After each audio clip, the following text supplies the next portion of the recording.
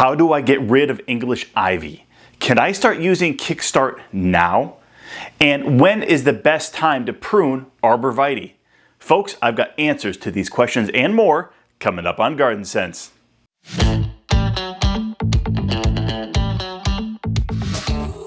Hey everybody, I'm Tim Ward and welcome back to Garden Sense. Well, folks, for the first time in about 3 months, the emails have really started to slow down, and that makes sense. It is now mid-October, and let's be honest, a lot of that outside work that you have been doing since the spring is finally starting to taper off. That being said, we did select 3 questions from this past week that we wanted to address here on this week's video podcast, so buckle up everybody, let's jump right in. The first question is from Joe. Tim, we have English ivy harming our trees. What is the best product to kill English ivy?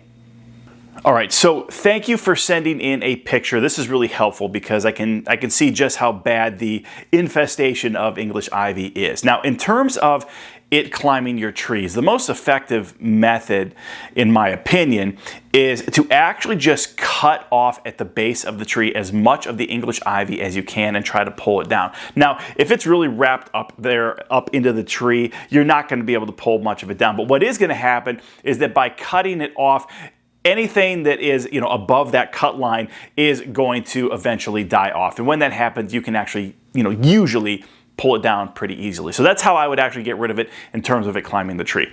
The bigger problem though is getting rid of it in general, and you can see all of that ground cover there that you want to get rid of.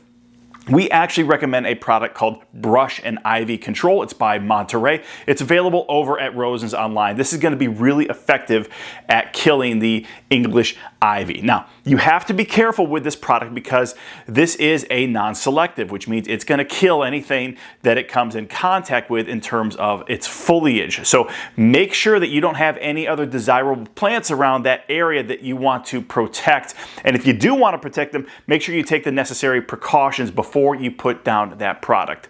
This product is going to kill the English ivy. You want to make sure that you are spraying down the foliage portion. So again, all of those leaves, you will start to see a noticeable difference in the coloration of that English ivy within a couple of days. It should be completely dead within 2 weeks. The next question is from Grace. Hi Tim. Just a week ago, I had a large area of my lawn reseeded. I'm beginning to see a bit of green haze starting and would like to know how soon I should start weekly applications of Kickstart. I have been diligently watering, not letting the area dry out at all. Can I start Kickstart applications now, or do I have to wait until the grass actually gets further out of the soil? So Kickstart is designed to strengthen the root systems of plants. And frankly, you can start using Kickstart on your newly seeded lawn as soon as the seed germinates. So the fact that you're starting to see that little green haze that you're calling it come up from the ground, that means your lawn is ripe for Kickstart. So make sure that you start putting down applications right now. You have a very young root system, and Kickstart is really going to help strengthen it, help it mature, and obviously that's going to be really important in terms of the long-term health of the lawn, but also the fact that, guys, within a month, 2 months, we could see snow. And it's really important to make sure that that root system is very, very strong before the grass starts to go dormant. So head over to Rosen's online if you don't have your Kickstart already. Pick up a couple of bottles, but I would definitely start putting it down now. And frankly, I would continue to use Kickstart until that grass stops growing and goes dormant for the season. The last question for today is from Andrew. Hi Tim, when is the best time of year to trim Arborvitae? Fall or spring? So there's actually a little bit of a debate about when you should prune Arborvitae. One camp will tell you that it is best to prune in the springtime because the plant is actively growing and it's actually going to reduce the amount of time that plant could go into shock because it's actively growing. So what you prune off is going to start growing back. The other camp is that it's best to do it in the fall because the tree, the Arborvitae, has gone dormant. And when you prune it, there's a significantly less likelihood of it being impacted by disease, being impacted by insects. Both have their pros and their cons. I'll be honest with you, I always believe and continue to believe that pruning Arborvitae in the fall is best. I think that when that tree is dormant, it's no longer going, you can safely prune it. And again, because of the cold weather, it's not going to be susceptible to pests. It's not going to be susceptible to disease. So in my opinion, pruning it in the fall is the best time of year.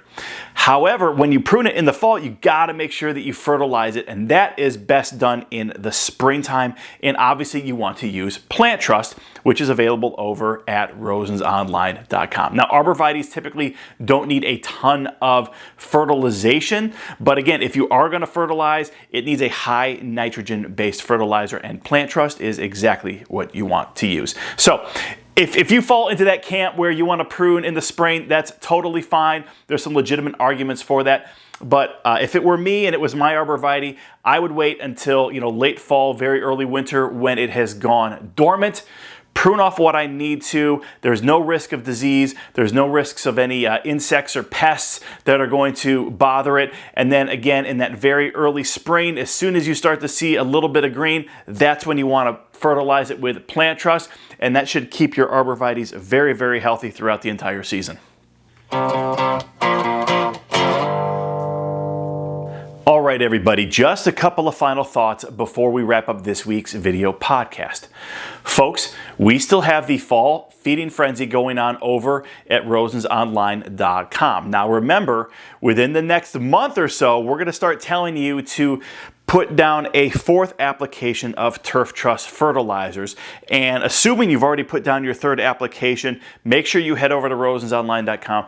Take advantage of the Turf Trust Fall Feeding Frenzy, and you can actually stock up on some of that fertilizer now. It's going to qualify for free shipping. It's already a price discount on those 3 bags. However, we are not going to run this forever. In fact, this promotion is going to end in the next couple of weeks. So make sure you head over to rosensonline.com right now and take advantage. Another promotion that we are running right now is the Plant Trust 10% off sale. Folks, when you go to rosensonline.com, you add Plant Trust to your cart, make sure that you use the coupon code PT10 during the checkout process, and we're going to take 10% off of the cost of that Plant Trust bags. Folks, as you know, right now is a great time to fertilize your deciduous trees, your shrubs. So if you have not yet fertilized, make sure you head over to rosensonline.com and pick up some Plant Trust bags. Folks, we only have a couple of more weeks of video podcasts this season because once it starts to get cold, there's just frankly not a whole lot for us to do in terms of our lawn, in terms of our garden, and obviously every year that's when we stop our video podcasts. If you would like to have your question featured on our podcast, then you've only got another, say, 2 or 3 weeks to take advantage of that time frame before the podcasts are going to stop. So if you have questions, make sure you send them directly to me, Tim at rosensonline.com. We go through each and every question that we receive at the beginning of every week, and then we pick the ones that we want to address here on the video podcast. So if you would like to have yours featured in one of the upcoming episodes of Garden Sense, make sure you send me an email with your question. Folks, as always, we really appreciate the time that you have spent with us each and every week this year, and obviously this video is no different. I hope that you guys have an amazing rest of the week. God bless.